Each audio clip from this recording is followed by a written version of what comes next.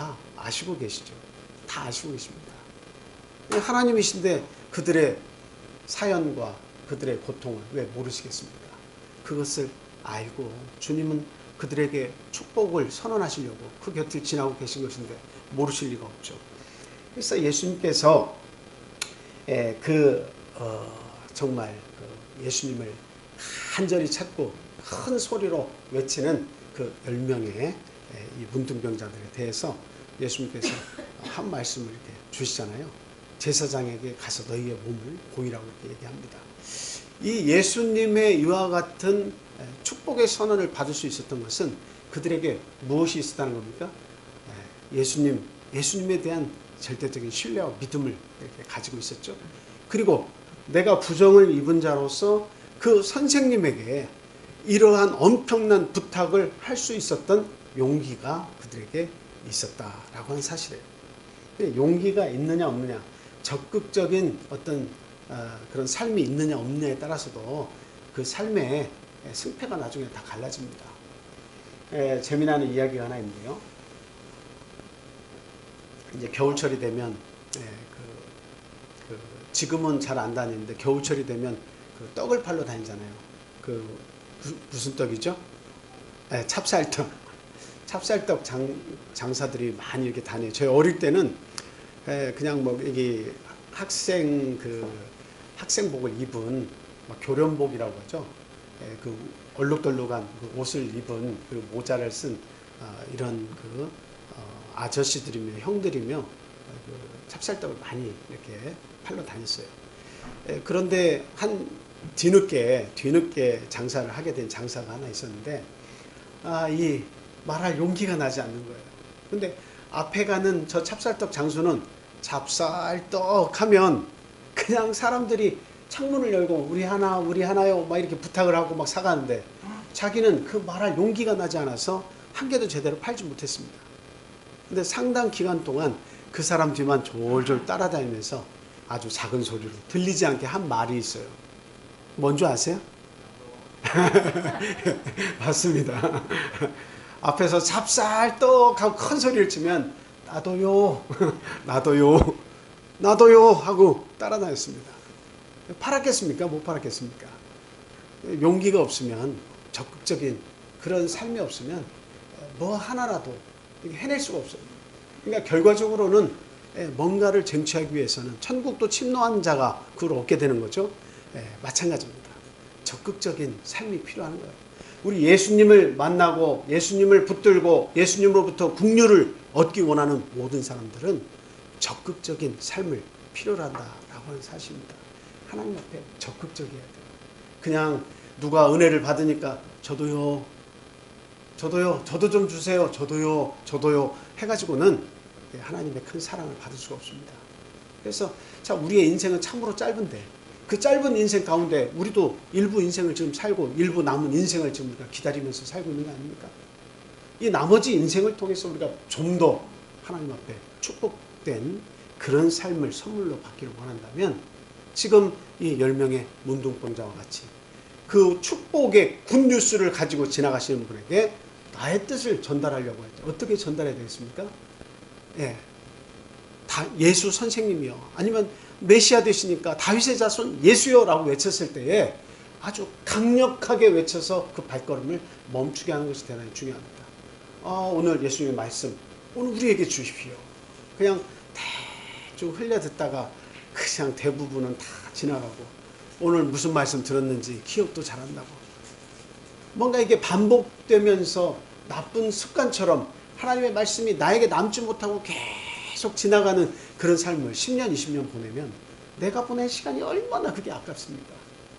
차라리 그 시간에 돈을 벌든지 차라리 그 시간에 세상에서 열심히 살면 뭔가 좋은 이익이라도 있을 텐데 예수님 믿기로 작정을 해놓고도 그 많은 세월과 시간을 그냥 하나님께 쏟아서 복을 받아야 하는데 그 복을 받는 것을 뒷전으로 하고 받든지 말든지 내 믿음이 생기지 않은 채 10년, 20년을 보내는 것은 이건 차라리 안 믿는 것이 더 나을 뻔한 거 아니냐 하는 겁니다.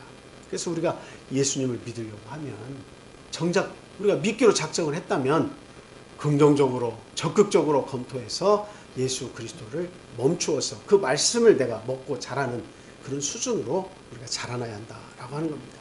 그래서 자꾸 반복적으로 이 시간을, 아까운 시간을 그냥 내버리듯이 여기에 몸만 앉아 있다가 이 시간을 버리는 그런 과오를 범하지 않아야 되겠다, 우리는 그런 생각이 듭니다.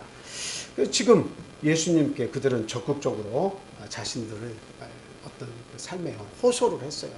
많은 말이 필요치 않았습니다. 예수님은 그것을 인정을 했어요. 다 알아차리셨어요. 그래서 그들에게 축복을 선언했습니다. 제사장에게 가서 너희의 몸을 보이라. 이 말은 무엇이냐면 너희의 몸이 나을 것이니까 제사장의 나은 몸을 보이라는 거죠. 그래서 다시 내 가족 품으로, 사회 속으로 돌아갈 수 있는지 점검을 받고, 그리고 제사장들이 하라는 대로 어떻게 돌아가는 과정이 있죠.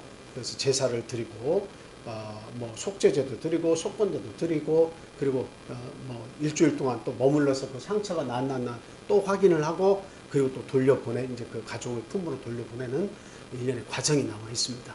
그러니까 그대로 하라는 거죠. 몸을 보이고 인정을 받으라는 겁니다. 그래서 이 열 문둥병자는 너무나 설레인 상태로 그렇게 가는 거죠. 그래서 가다가 보니까 자신들의 몸이 아주 깨끗이 나왔다는 사실을 깨닫게 됩니다. 저는 이 부분을 성경에서 읽으면서 굉장히 좀 이렇게 뭐라고 할까요? 참 그들이 부럽다라는 것이 아니라 약간의 어떤 부러움도 물론 있으면서, 도대체 하나님께서, 우리 예수 그리스도께서 그들에게 돌려주신 몸은 어떤 몸이었을까? 굉장히 이제 궁금해지는 거예요. 이게 나중에는 우리들이 부활을 입을 때도, 영광스러운 몸을 우리에게 주실 때도 역시 그런 몸을 우리가 가질 수 있겠구나, 이런 생각을 해봅니다. 아름다운 몸, 깨끗한 몸, 뭐 여기에 티끌도 있고 뭐 좀 문드러지고 상처도 있고, 어쨌든 지금 얼굴이며 손이며 다 뭉그러져서 원래 형태를 가지고 있지 못하는 아주 엉성한 몸인데, 과연 우리 하나님이신 예수님께서 그 몸을 회복시켜 주셨을 때 어떤 몸으로 회복시켜 주셨을까? 그게 대단히 궁금하더라고요. 그러면서 생각이 탁 나는 것이 가나의 혼인잔치에서 예수님이 만드신 포도주가 생각이 났습니다. 네, 그 연회장이 그것을 맛보고 어땠다고 했습니까? 굉장히 크게 칭찬을 했죠. 참 이런 것을 맛을 보지 못했습니다. 당연하죠. 누가 만드신 겁니까? 예수님, 우리 하나님께서 만드신 포도주예요. 그럼 이 땅에서 이루어지는 모든 가장 귀한 포도주보다 맛이 어땠을까요? 이거는 비교 불가입니다. 그러면 문둥병자의 피부를 하나님께서, 우리 예수님께서 돌려주셨을 때에 그 피부는 어땠을 것인가 하는 겁니다. 가장 깨끗한 피부를 선물로 받았다고 저는 생각이 듭니다. 뭐 세상에서는 그런 피부가 없었을까요? 그 피부는 누가 가진 겁니까? 아기들이 태어날 때 가진 거예요. 지금 아기들이 태어나서 한번 문질러 보세요. 왜 막 볼에 뽀뽀를 하지 않고는 이렇게 견딜 수가 없을 정도로 아주 뽀얗고 아주 이쁘고, 아주 그냥 그 살에 윤기도 흐르고 살에 힘도 들어가 있고 얼마나 그 이쁜 피부를 아기들이 가지고 있습니다. 예수님께서 그들의 피부를 회복시켜 주셨을 때에 그냥 대충 너희들이 과거에 나이 같은 그만큼 그 수준에서 회복을 시켜 주셨다, 그것이 아니라 새 살을 나게 해주시면서 가장 아름다운 형태의 피부를 주셔서 참 그들을 축복하셨다는 거죠. 그 사실을 여기에 있는 이 10사람 같이 그것을 경험하고 참 놀라움을 공감을 했다라고 하는 사실입니다. 이 10명의 이 문둥병자가 그 나음을 입었을 당시에는 너무 놀랍고 참 대단한 경험이었지만, 그 과거 자신들이 느끼면서 살았던 그 삶의 애환을 담고 있던 그 과정이 있잖아요. 그 과정을 통해서 우리가 한번 생각을 해본다면 참 너무나 기적적인 변화예요. 그러니까 고통의 어떤 사건이 있었고, 그 사건이 자기에게 많은 세월 동안 반성도 하게 했을 것이고 삶을 돌아보게 했을 겁니다. 물론 고통스러운 것도 계속 따랐겠지만 자기의 삶을 돌아볼 수 있는 그 기회를 줬고, 예수님께서 그 마을에 오셨을 때에 그 용기를 나게 한 그런 원인이 되었을 수도 있다라고 하는 겁니다. 그냥 대충 아픈 사람은 예수님께 찾아올 수가 없었겠죠. 자기 스스로가 병자로 인식하지 않고 있는 사람들은 예수님이 오셔도 굿뉴스가 되지 않는 거예요. 나는 굳이 예수님이 필요하지 않은 사람, 그런 사람에게는 예수님이 오시든 말든 아무 관계가 없는 겁니다. 그러나 자기의 처지를 잘 알고 있는 사람들은 예수님이 굿뉴스가 되는 거예요. 그래서 자기의 지나온 세월 동안 홀로 지내면서 그 쓸쓸함과 고통 속에서 살아온 그 삶을 생각할 때 예수님이 오신 것을 발견한 것은 이들에게 있어서 엄청난 기쁨이고 소망이고 설레임이었다라고 하는 사실입니다. 놓칠 수 없는 그런 사건이었죠. 그래서 그들은 그런 고난을 겪었기 때문에 예수님을 멈출 수가 있었고 예수님으로부터 그런 은혜를 받을 수가 있었다라고 하는 사실입니다. 그 칼빈 그 종교 개혁자는 이런 이야기를 했습니다. 결핍과 기근의 삶은 믿음을 낳게 하고 풍부한 삶은 믿음을 죽인다. 우리가 보통 결핍하고 어떤 그 기근 없는 그런 삶을 살 때는 믿음을 이렇게 우리의 믿음을 더 풍부하게 만들어줘요. 그런데 이 신앙인이 굉장히 풍부한 삶을 살게 되면서부터 우리의 믿음이 자꾸 줄어드는 것을 우리가 전체적으로 볼 수가 있습니다. 그러니까 어떻게 보면 적절한 고난이라고 하는 것은 우리의 믿음에게 굉장히 좋은 약이 된다, 이렇게 말씀을 드릴 수가 있죠. 잘 보세요. 어려웠을 때는 우리가 못 먹고 못 살 때는 신앙이 좋습니다. 그런데 풍부함이 다가오면서 사람이 변질이 되고 내 믿음에 적신호가 켜지는 거예요. 왜 그렇습니까? 하나님이 개입하시지 않아도 이 삶이 계속될 것 같은 그런 담대함이 마음속에 생기는 거죠. 그래서 하나님 없어도 얼마든지 나는 이 삶을 지켜나갈 수 있다고 하는 자신감이 자기도 모르게 들어오는 거예요. 그러니까 그 마음속에 교만이 싹트면서 하나님의 인도하심, 하나님이 내 삶 속에서 주인 되심, 이런 것들을 서서히 잃어버려가면서 그 신앙이 사라지는 겁니다. 그러니까 그런 사람들은 내가 신앙인이라는 이름은 가졌지만 거기에 무엇이 없습니까? 열매가 빠져있는 삶을 살 수밖에 없습니다. 예수님께서 예루살렘 올라가시면서 무화과 나무를 보셨다고 했죠. 근데 무화과 나무를 보시면서 무화과 열매를 찾으셨어요. 그때의 열매는 정식적인 무화과의 열매가 아니라 그 정식적인 열매가 피기 전에 이게 먼저 피는 그 열매를 맺는 그런 열매를 찾으신 거예요. 이것들은 가난한 백성들에게는 굉장히 중요한 어떤 양식의 공급원인데요. 예수님께서 그것을 막 이렇게 찾으셨어요. 잎사귀를 보니까 무성하니까 이때는 이 정도 그 정식 무화과 이전에 열리는 열매가 맺힐 것으로 알고 찾아봤더니 그 열매가 없었어요. 그래서 이 정식 무화과가 열리기 전에 아주 서투른 무화과 열매가 열리는 나무는 좋은 나무.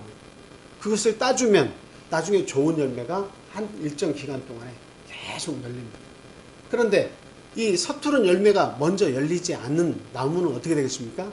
나중에 폐기 처분되는 거예요. 열매가 안 열려. 좋은 열매가 안 열려. 그러니까 예수님께서 괜히 막 화가 나셔가지고 아이고 이거 열매가 없구나 저주해가지고 그것을 쪼그라들게 만드신 게 아니고 메마르게 만드신 것이 아니고 이유가 있다 이 말입니다. 그 이유가 뭐예요? 이 먼저 맺어야 되는 이 열매를 찾아볼 수가 없었어요. 잎만 무성해. 그래서 하나님께서 그 저주를 하시고 그것이 곧 말랐죠. 이와 같이 오늘 우리들의 삶에서도 마찬가지로 예수님께서 원하시는 열매가 내 속에서 맺혀지지 않게 되면 우리 예수님께서도 어쩔 수 없어요. 이게 1년이 되고 2년이 되고 10년이 되고 우리 주님은 어때요? 계속 지켜보십니다. 그냥 우리 예수님은 항상 통으로 보신다고 그랬죠. 우리 인생을. 그냥 그때 순간순간 잘못한 것으로 우리를 치기 시작하시면 구약의 율법시대처럼 우리는 너무 고통스럽고 힘듭니다. 그런 삶을 살 수밖에 없어요. 하나님을 두려움의 대상으로 알고 그냥 어쩔 수 없이 율법에 매여가지고 종노릇하면서 살 수밖에 없어요. 그런데 우리 예수님이 우리의 삶을 통으로 보시는 거예요. 그 말은 뭐냐? 죽기 전까지 우리의 회개를 받으시며 하나님으로 돌아오면 언제든지 하나님은 맞아주신다는 거죠. 그런 우리의 삶을 통째로 보시는데 왜 하나님은 마지막에도 돌아올 수 있는데 왜 중간중간에 고난을 넣으셔가지고 내 삶 속에서 아픔을 주신다 하는 겁니다. 그것은 이 중간중간에 고난이 우리에게 임하지 않으면 너무 멀리 가서 우리의 인생을 통으로 볼 때 마지막에도 돌아오지 못하는 그런 삶을 살 수가 있기 때문에 하나님께서는 적절한 시기에 고난을 우리에게 부여하시는 거예요. 그래서 그 고난을 통해서 누구를 보라는 겁니까? 하나님을 보라는 겁니다. 고난을 보면 하나님께서 어떤 것을 원하시는지, 내 삶 속에서 무엇을 요구하시는지 그 고난을 통해서 나의 뜻도 발견하고 나를 찾으라 하는 것이 그것이 하나님의 뜻입니다. 그래서 이들은 그 고난을 통해서 자기들을 발견한 거예요. 이 하늘이 준 병이라고 하는 것을 예수 선생님이 오시면 해결해 주실 것으로 믿고 그 소문을 듣고 달려가서 자기가 창피한 거, 그리고 자기들이 어떤 저주받은 몸이라는 거, 이거 숨길 필요도 없이 큰 소리로 목청을 높여서 외쳐가지고 예수님을 붙들고 그 굿뉴스, 그것을 선물로 받아갑니다. 제사장에게 가서 너희 몸을 보이라. 그냥 그동안에 참 자신 없을 수밖에 없는 삶, 처절한 삶이 한순간에 다 보상받는 느낌이었을 겁니다. 예수님 감사합니다. 그냥 마음속으로는 감사합니다, 감사합니다가 막 샘솟았을 거예요. 그리고 10명이 막 뛰어가며 즐거워하며 그 제사장에 보이려고 가는데 자기의 몸이 다 변화된 것을 다 봤단 말이죠. 자, 이것이 하나님께서 그들에게 주신 복이에요. 그래서 기적을 경험한 10명의 문둥병자들, 지금부터 이게 말씀드립니다. 기적을 경험한 문둥병자들, 고난을 통해서 예수님을 멈추게 한 것도 이들의 잘한 믿음입니다. 그리고 지금 예수님으로부터 이 치유를 받은 이 기적을 경험한 이 문둥병자들, 참 얼마나 참 감사한 일입니까? 예. 있을 수 없는 기적을 경험한 거죠. 한번 여러분들 상상을 해보세요. 그 기쁨이 얼마일까? 그 기쁨이 얼마일까? 내가 가족에게로 돌아간다. 이건 뭐 이 문둥병자가 되지 않았으니까 참 이해가 잘 안 됩니다만, 그 군대에 가보신 경험이 다 있으신 분들은 군대에서 내가 집으로 돌아간다. 그때는 뭐 편지로만 아버지에게도 어머니에게도 연인에게도 편지로만 이렇게 하다가 내가 집으로 돌아간다 라고 했을 때 그 한 5달, 6달 얼굴 못 보고 살다가도 그렇게 나오면 그냥 그것이 흥분이 되고 좋아가지고 그냥 휴가 간다고 그 전투화에다가 광에 광을 막 내가지고 얼굴이 비칠 정도로 그렇게 만들어 놓고 그 동전 2개를 가지고서 그 누가 봐주지도 않는 이 군복에 깃을 세운다고 막 동전 2개 가지고 계속 이렇게 나를 세우는 거예요. 밖에 나가면 아무도 안 봐주는데 그냥 며칠 전부터 그것을 반복적으로 계속 동전 2개 딱 잡아가지고 계속 이 나를 세우는 거예요. 바지에 나를. 왜 그러는 거예요? 설레어서 집에 가면 어머니도 보고 아버지도 보고 형제들도 보고 그리고 사랑하는 연인도 보고 그게 그냥 가슴이 벅차니까 그냥 온종일 한 10일 전부터는 자기가 휴가 간다는 것에 온전히 마음을 쓰면서 준비를 하는 겁니다. 그 설렘이 얼마나 대단해요. 예, 저희 수성이라는 녀석도 원래는 이제 한 달에 한 번 정도 이렇게 해서 외박을 1박 2일 외박을 나오게 되는데 지금 못 나오잖아요. 근데 휴가를 4박 5일을 나와서 다 쓰고 들어가 가지고는 저녁에 카톡을 남깁니다. 뭐라고 하냐면 빨리 휴가를 나가고 싶은데 나도 지금 거기 엄마 아빠하고 누나들이 있는 그곳에 나도 같이 있고 싶은데 하면서 문자를 가족 카톡에 방에다 막 남깁니다. 아유, 어제 들어가 놓고 어제 그 군대로 복귀해 가지고는 그거를 카톡에다가 계속 글을 남기면서 빨리 나가고 싶다, 빨리 만나고 싶다, 가족들과 함께 시간을 보내고 싶다. 빨리 전역했으면 좋겠다. 그런 마음이 막 이렇게 솟아오르는데 집에 간다고 하는 그 개념이 뭐 한 달, 두 달만 해도 그런 애절한 마음이 생기는데 이 문둥병자들이 고통받았을까 한번 생각해 보세요. 얼마나 참 그 설렘이라는 게 대단한 겁니까? 그것이 너무 감격스럽고 너무 기대감이 커가지고 가는데 그것을 마음을 체험했을 때 이 10명 중에 한 명은 너무도 그것을 깜짝 놀라게 받아들인 거예요. 다 깜짝 놀랐지만 한 명은 특별히 더 깜짝 놀라서 큰 소리로 어떻게 했다고 되어 있습니까? 우리가 앞에 읽었지만 하나님께 영광을 돌렸다라고 그렇게 이야기하고 있습니다. 하나님께 영광을 돌렸다. 저희들이 1년의 삶을 지금 거의 다 살아가고 있는데요. 이 1년이 금방 지나갔죠. 우리에게 아무 일도 일어나지 않았습니다. 뭔가 특별한 일이 일어나지 않았어요. 그러니까 하나님께 감사할 것도 별로 없어요. 특별한 일이 일어나지 않으니까 감사할 일이 별수 없어. 근데 우리가 생각하는 특별한 일은 무엇이냐? 베이스를 깔고 있는데 그 베이스는 뭐냐면 아무 일도 일어나지 않는 전제 조건 하에 신앙인이라면 아무 일도 일어나지 않는 전제 조건 하에 돈을 더 내가 벌었다든가 아니면 우리 자녀에게서 뭐 특별한 좋은 일들이 더 많이 발생했다든가 내가 다니는 직장에서 내가 뭔가 진급을 했다든가 뭔가 아무 일도 안 일어나는 평범한 삶에 플러스 일어나는 요 생각하는 일들이 복권이 당첨이 되었던 이런 일들이 일어나야 비로소 뭐라고 생각하는 거예요? 내가 이 해에는 좀 복을 받았네. 하나님께서 함께 하셨네. 이렇게 생각하고 좀 마음으로 감사한 마음을 우리가 가지게 되는 거예요. 근데 사실은 거꾸로 생각해 보면 미국과 같은 경우는 매초당 살인사건이 계속 일어나고 강도, 절도 이건 뭐 이루 말할 수 없는 그런 사건들이 막 일어나고 있어요. 그것을 전 세계로 확산시켜 보면 그냥 여기서 몇십 명 죽고 저기서 몇십 명 죽고 하루도 그냥 편안하게 지나간 날이 없어요. 우리나라에서도 자살 이거 뭐 OECD 국가 중에 1위입니다. 우리는 뭐 별로 몇 명 죽는 것 같지도 않은데도 불구하고 40명 정도 되는 사람이 날마다 죽고 있어요. 이건 교통사고가 아니고 자살로만. 그런데 교통사고나 화재가 나거나 어떤 원한에 의한 살인이거나 이런 많은 사건들을 통해서 자기가 아무런 연관이 되지도 않았는데도 그 죽음이 다가와서 죽는 사람들도 많이 있어요. 그런 사건 사고를 생각해 본다면 오늘날 우리가 하루를 지내고 무사히 넘긴다고 하는 것은 이건 하나님의 놀라운 축복이에요. 진실되게 감사해야 됩니다.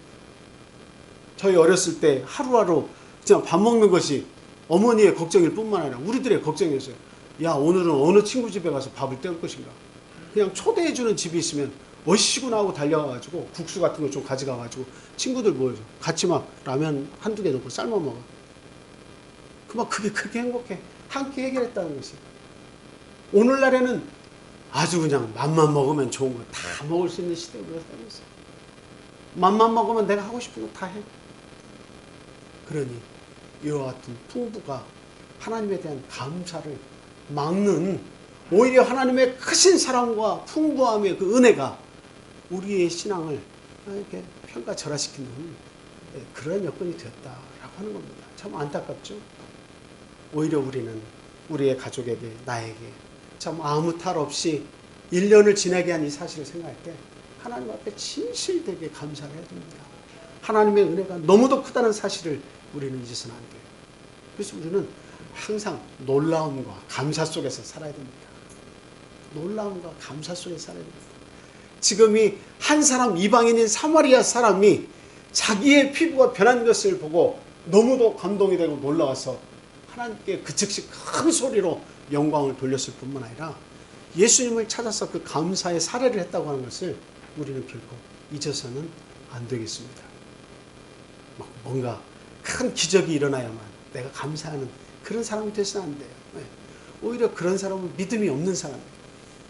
우리 어떤 여건이 우리 환경이 참 어떤 최악의 조건이었다 할지라도 그동안에 하나님의 사랑이 컸다는 것을 깨닫고 또 하나님께서 또 이 시기가 지나면 어려움이 지나면 또 우리에게 행복을 주실 걸로 믿고 기다리는 그런 삶을 우리가 살 줄 알아야지. 기적만 바라는 그러한 삶은 참 우리의 신앙을 퇴보시킨다는 것 우리가 분명히 생각해야 됩니다. 자, 그래서 10명 중에 딱 한 사람만 딱 돌아왔습니다. 이것을 우리가 알 수 있는 것은 뭡니까? 감사의 비율. 이것을 생각해 볼 수 있는 거죠. 감사의 비율. 내가 은혜를 받았을 때, 또 누군가 은혜를 내가 주고, 또 은혜를 나도 받았을 때, 참 우리가 그 은혜를 잘 기억하는가 한번 우리가 잘 생각해 볼 일입니다. 내가 10명에게 은혜를 베풀었어요. 그러면 그 중에서 감사하는 사람은 몇 명 정도 될까요? 몇 명 정도 되는 것 같아요? 예수님께서 이게 증거해 주잖아요. 10분의 1. 10%밖에 안 돼요. 내가 은혜를 진짜 많이 베풀었는데 그것을 온전하게 기억하고 감사하면서 사는 사람은 사실적으로 10분의 1밖에 안 됩니다. 10분의 1밖에 안 돼요. 그럼 나머지 9은 어떻다는 거예요? 그때는 고마웠지만 그냥 살면서 그 모든 은혜를 다 잊어버리면서 그렇게 사는 사람들이 대부분이라는 겁니다. 참 우리 인생이라고 하는 것이 참 얼마나 참 안타까운 인생이냐. 고나드라는 사람이 이런 이야기를 했다고 합니다. 받으려고 할 때는 아주 귀찮게 조르고 받기까지는 안절부절하게 매달리다가 받고 나면 배은망덕하는 것이 인간이다. 고나드는 그렇게 얘기했다고 합니다. 받기 전에는 막 안절부절 못하죠. 받기 전에 안절부절 못합니다. 받으려고 할 때까지는 그냥 온갖 모든 방법을 다 강구해서 그냥 받으려고 합니다. 그런데 그것을 딱 받고 나면 어떻게 된다고요? 그 모든 것을 다 잊어버리는 거예요. 배은망덕한 거죠. 그게 인간이다라고 하는 거예요. 그러므로 내가 은혜를 베푼 자 입장에서는 내가 베푼 은혜는 어디다 새기라고요? 예? 내가 베푼 은혜는 어디다 새기라고요? 바닷가 모래에다가 새기는 거예요. 그러면 파도가 왔다 갔다 하면서 다 지워지잖아요. 내가 베푼 거는 그러니까 뭐예요? 그거 잊어버려야 된다는 겁니다.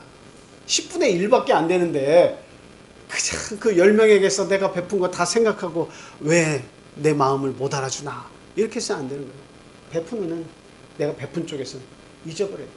10명 중에 그 기억하고 있는 사람은 1명 정도밖에 안 돼. 비율로. 바닷가에 모래에 새기는 겁니다. 그런데 내가 받은 은혜는 어디다 새기라고 하는 거예요? 마음의 비석에 새기라는 겁니다. 잊지 말라는 거예요. 배은망덕한 많은 사람이 나타날지라도 너는 그런 사람이 되지 말라 하는 거예요. 은혜를 입는 인간이 그런 존재를 할지라도 너는 그런 배은망덕한 사람이 끼지 말라 하는 것입니다. 예수님께서도 지금 말씀하고 있잖아요. 왜 이방인인 이 거지 취급당하고 그냥 같은 이스라엘의 큰 팔레스타인 지역에 같이 살면서 그 인정을 받지 못하는 나라 싸움으로 인정받지 못하고 혼혈족이 되어서 결국에서 그 사마리아 지역에서 살면서 유대인을 가까이 할 수 없는 이 슬픈 족속들, 이 사마리아 사람만 왜 와가지고 나한테 감사하고 나머지 9은 어디 있느냐. 그 말씀 속에는 그 속에는 온전한 유대인들이 있었을 텐데 율법을 지키고 또 율법 속에서 살아왔는 하나님을 잘 믿고 있다고 하는 그들 9은 다 어디 갔느냐.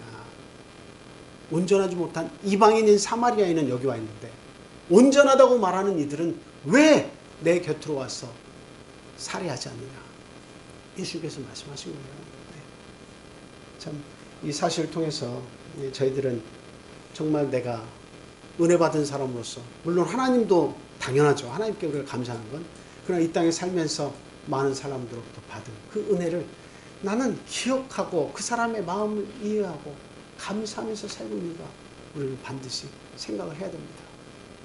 조금 안타까운 일이 이렇게 일어나면 그새 서운해가지고 왜 그랬느냐 저랬느냐 하는 것이 아니라 마음속에 내가 받은 은혜를 먼저 생각하고 그 상대를 인정해주고 그리고 그 상대의 마음을 알아줄 줄 아는 그러한 사람들이 다 되야겠다 하는 말씀입니다. 자, 이사야 43장 7절 말씀 한번 같이 보겠습니다. 43장 7절 이사야. 시작. 내 이름으로 불려지는 모든 자 곧 내가 내 영광을 위하여 창조한 자를 오게 하라. 그를 내가 지었고 그를 내가 만들었느니라. 하나님께서 모든 사람을 창조하셨어요.